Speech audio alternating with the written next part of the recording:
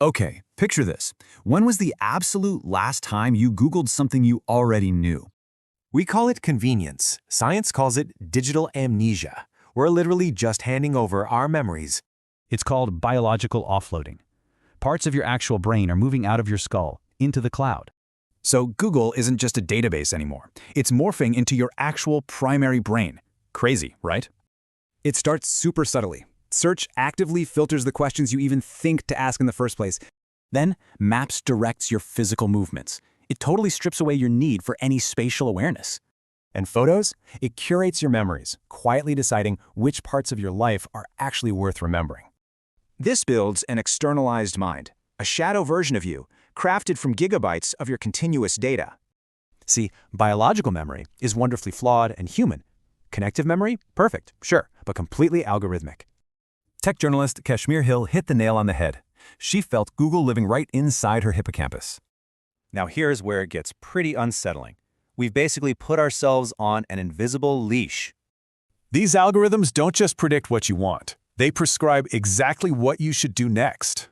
Think about it. Autocomplete doesn't just guess your words, it actively shapes your actual intention. YouTube recommendations prescribe your next interest. They're optimizing for your attention, not your original goal. Calendar even nudges you to exercise. It completely turns your vague goals into programmed actions.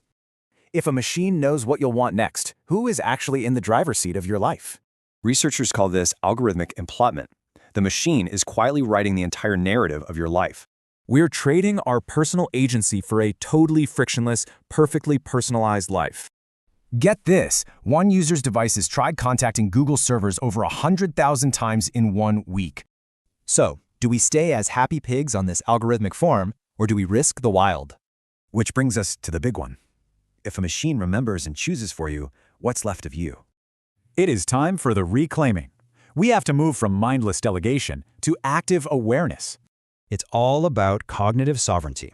Step 1, honestly acknowledge exactly what you're offloading to the machine. Next, embrace the friction. Choose to navigate and remember entirely without your shadow twin's help. The wild is waiting for you.